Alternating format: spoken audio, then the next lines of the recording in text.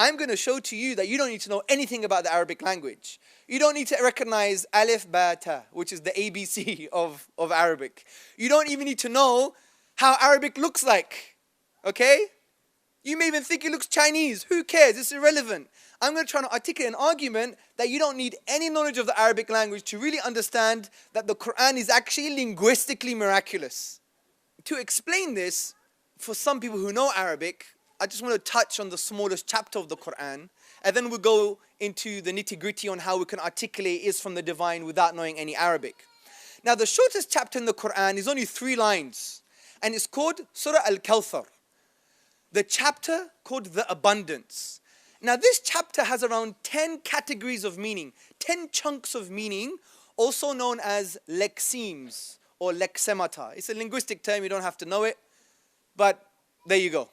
So there's 10 categories or chunks of meaning. And what's very interesting, there are 10 words, so there are 10 chunks of meaning, and there are 10 letters used in each verse, and there are 10 letters used only once in the whole chapter. 10 letters used only once in the whole chapter. So it's this kind of unique arrangement here. There are 10 chunks of meaning, okay, 10 categories of meaning, which doesn't mean 10 words, because you can have a word with a preposition. You have 10 chunks of meaning, 10 categories of meaning, and you have 10 letters used in each verse, and 10 letters only used once in the whole chapter. And that's if you consider the letter Hamza as a quasi-letter, as a partial letter. And in the original rasam, if you study the Arabic language, the original compilation of the Arabic tradition, the Hamza was considered an alif, okay? And plus it's not considered as a full letter. So from that perspective, it's quite interesting. But also what I want to talk about is that the Quran, throughout all of its verses, is very unique and eloquent. And I want to give an example, just the first verse of this chapter. Just so you have an understanding that basically what I'm talking about is not just some random stuff, okay? So the Quran starts off by saying, Inna a'tainaka al-kawthar. Indeed, we have given you the abundance. Now from an Arabic perspective, it starts with the emphatic particle, inna. You know what this really means? Some people say it means verily or indeed. But I like to do it in a Greek way. I'm Greek, by the way. Yeah, I look thoroughly Pakistani, but I'm Greek. Now, the Greek way is this. When you go to a Greek wedding, what do you see that happens? You break plates. Because, it's the emphasis. Well done, congratulations, bang, right? So this is what inna really means. It's like unquestionably, without a doubt, bang your hand on the table, break the table. I'm telling you, man, this is sure, right? It has a sense of surety. And not only this, not only does the Quran use the emphatic particle, but it uses the personal pronoun we. So verily, sure, we. Who's we? It's not a group of people, it's the majestic we. Just like the kings in Old English would say, we shall summon him to the courts, to indicate ability and power. It's a perfect choice of personal pronoun. Verily, unquestionably, without a doubt, we have given you, atain. Now what's interesting, this word, this Arabic word, if you compare it to any other word in the classical dictionary, it has 2 added connotations. It means not only have we given you, but the thing we're giving you, we own, and we're doing it with our own hands, which adds to the surety and the emphasis of this word. Because I can give you something, you may not own it, I may not own it. And I may give it to you via proxy. I might say, bro, can you give it to the sister, please? You see? But if I'm giving it with my own hand and I'm owning it, it gives the more emphasis to the fact that, yes, actually you're getting the abundance. And what's interesting, it's in the past tense. We've given you. Not we shall give you. We've given you. Adds to the emphasis of the surety. Not, oh yeah, we're going to give you, which is true, but we've already done it. Khalas, full stop, as the Arabs say. Done deal.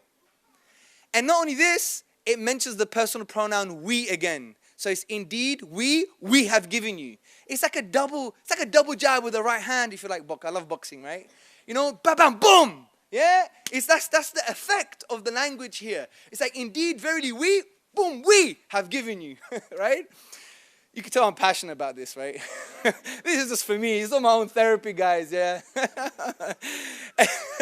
and then the Quran ends in this verse, Al-Kawthar. Al-Kawthar comes from the triliteral stem, ka, tha, ra, which have Arabic words like kathir and aktharu, which means plentiful and many.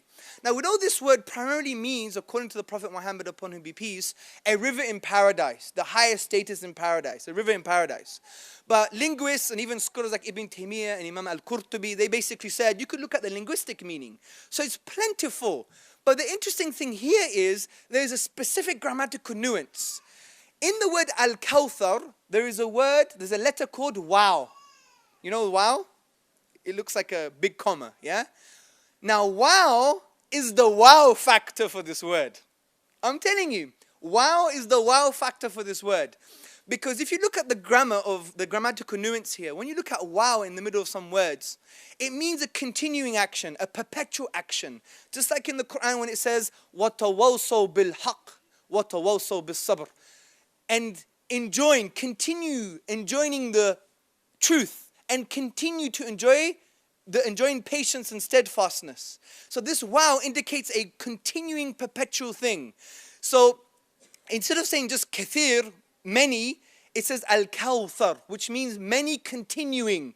So Allah is giving an abundance to the Prophet Muhammad upon him be peace, continuing abundance forever, eternally. Now this is just the first 3 words of the chapter, just to show the kind of emphasis and eloquence you have in the book of Allah subhanahu wa ta'ala. So, how on earth can we articulate this to a non-Arab? This is all about Arabic. Maybe I'm lying, right? I'm Greek, looks like Pakistani from Hackney. What does he know, right? And it's true. What do I know? So don't take me for granted. This is for you to research for yourself. You know, we're not fascists in Islam. The only people that could say anything and tell you anything is Allah subhanahu wa ta'ala and His Messenger. You know, we just say what we think we know is true. Now, there's a few things I want to talk about. The first thing is testimony. Testimony, brothers and sisters, is that we believe the say-so of others on many different things. The newspapers, the media, even at school, the scientists. We don't do all the experimentation ourselves. A necessary part of knowledge is the say-so of others, is testimony. And this is why Benjamin McMillan, an assistant professor on epistemology, which means the study of knowledge, he basically says testimony is concerned with how we acquire knowledge and justified belief from the say-so of others. That's why Professor C.A. Cody, in his book Testimony, which was a landmark book on this issue, he said, many of us have never seen a baby born, nor have many of us examined the circulation of blood. Which is true. We haven't examined the circulation of blood. Who's seen a birth before? Not many of us, right? But yet we believe what happens because we read it in a book. That's not direct experience. That's the say-so of others. Do you know that? That's the say-so of others. And there's been quite an in-depth study concerning testimony. I don't want to get into it and confuse you, but firstly, there was a discussion on, is testimony a fundamental source of knowledge? There was a debate between Professor C.A. Cody and David Hume. Not a real debate because they live 100 years apart, but intellectually there was this different narrative going on. For example, Dr. Elizabeth Fricker, she says that we have to rely on experts. I don't have infinite amount of knowledge. I have to rely on some experts at some point in my life. Professor of philosophy Keith Lehrer, he says we have to base it on trust. That you have to be trustworthy in your assessment on the trustworthiness of others to know if you should believe them or not. And Assistant Professor Benjamin McMillan, he talks about the right to referral. That I'm giving you testimonial knowledge now. I'm just talking to you. You have to believe my say-so. But he says there is a right to referral. That you have to challenge me via the Q&A, the question and answer sessions, for me to clarify, to justify what I've said. And you have to take that responsibility, and I have to take that responsibility in answering your questions. And this makes testimony or testimonial knowledge extremely valid. So I just want to make this sound very easy for you, not to confuse you, by giving you a quick question. Who believes China exists? Put your hand up. Woohoo! Who could speak Mandarin? Anyone can speak Mandarin? 你好吗? 我喜欢英国茶. Yeah? I want some English tea, I said. Does everyone believe China exists, right? Right, prove to me China exists. Firstly, who's been there? Okay, you guys can't get involved in this. Right? So most of us have never been to China, but prove to me China exists. Let's go, quickly. Okay, the sister's saying there's a Chinese lady next to me. So? I can claim that I'm a Fufulonian and I'm from the planet Fufula. It's just a statement. She could claim that she's from, I don't know, Singapore. There you go. So, do you see the point? You just have to believe her say so. I want empirical evidence China exists. Come on. Sorry? The panda in Edinburgh Zoo. But it's in Edinburgh. You don't have a big mark on like the posterior of the panda saying made in China. Check your clothes. Your clothes. Yeah, but that could mean anything. I could say made in Fufula. Doesn't mean my clothes are from Fufula. Come on, I want proof, guys. The world map. Yeah, but that's still testimonial knowledge. You have to believe that someone took a picture or made the map, and you have to believe that there is a place called China and someone drew it, right? That's still testimonial. Even if you look at Google Maps, there's this landmass. You don't have in all the trees together written, this is China, right? You just have to believe. Someone points, oh, that's China, by the way. That's testimonial knowledge. I could point to an island in the Pacific Ocean and call it, this is the island called Guguga, right? I want proof, guys, that China exists. That's not proof, as we said. And from this perspective, we could apply testimony on the Quran. And there are many academic testimonies that show that the Quran is inimitable, it's matchless. For example, you have Professor Martin Zammert from the Netherlands. He says, notwithstanding the literary excellence of some pre-Islamic poems, the Quran is the most eminent written manifestation of the Arabic language. Now you may argue to me, but there are other counter-testimonies from other scholars who say that the Quran is not matchless. For example, you had the famous Noldecker, the famous German scholar who said the Quran is actually rubbish, linguistically. Now there is a problem here. You don't have to believe in the counter-testimonies because we have a majority saying the Quran is matchless.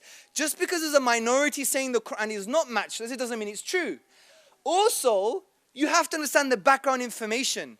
To believe in this German scholar's statement that the Quran is not matchless, he has to claim he has better linguistic authority than the 7th century masters who couldn't even produce the Quran.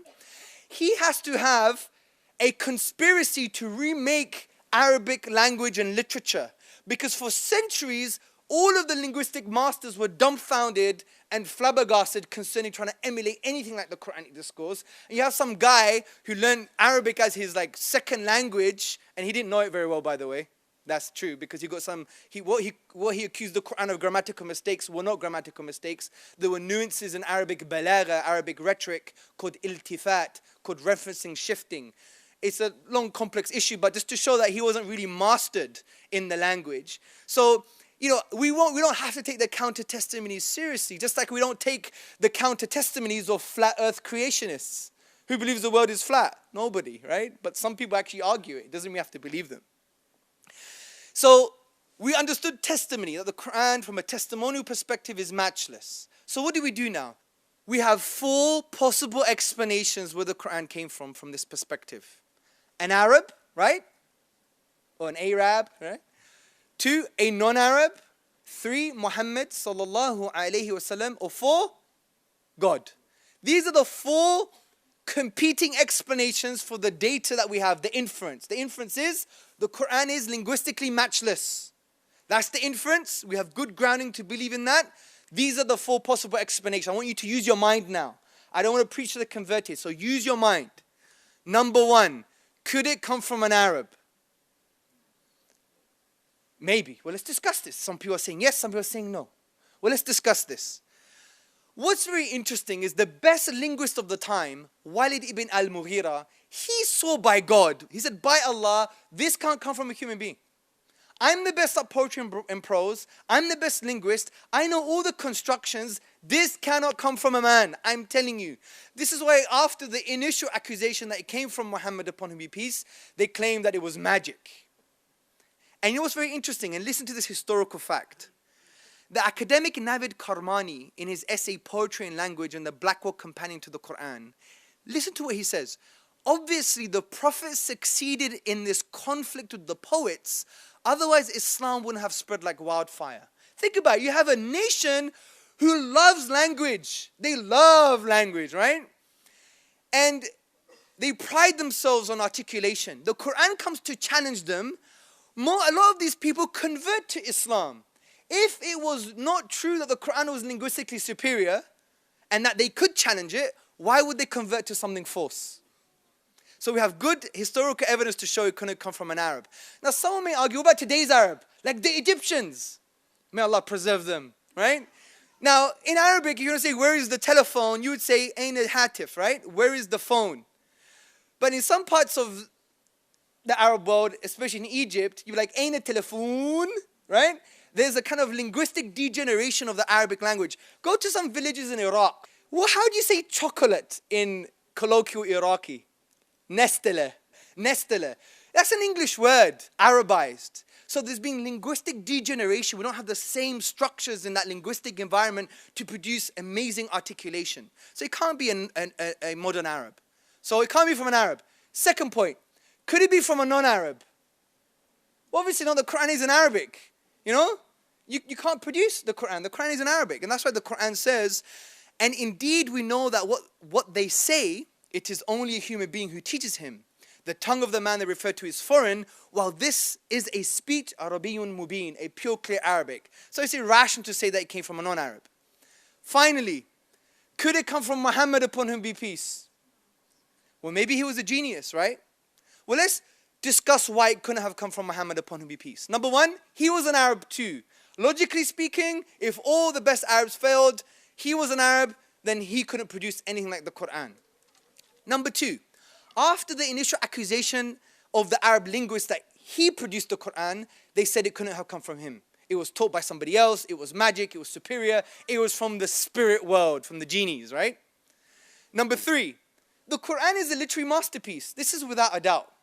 It's a literary masterpiece. But all literary masterpieces coming from human beings are developed and changed with additions. Shakespeare, he worked on it, right? Homer's Iliad, he worked on his literary piece. But the Quran, as it was revealed, it was unchanged, unedited, but remained a literary masterpiece, which is almost impossible psycholinguistically from a human perspective. Fourth point, look at the emotive psycholinguistic content. The Prophet Muhammad, upon whom be peace, suffered torture, abuse over 23 years. And yet, none of that psychology is in the Quran itself. It remains in the divine voice. If you study psycholinguistics, you know a bit of Shakespeare is in Shakespeare. A bit of Homer is in Homer. You know that their characters are in the text, but the Quran remains in the divine voice. A great argument. The next point, number 5. In all human expressions, if the blueprint exists today, brothers and sisters, if the blueprint exists today, you can copy it. You can match it.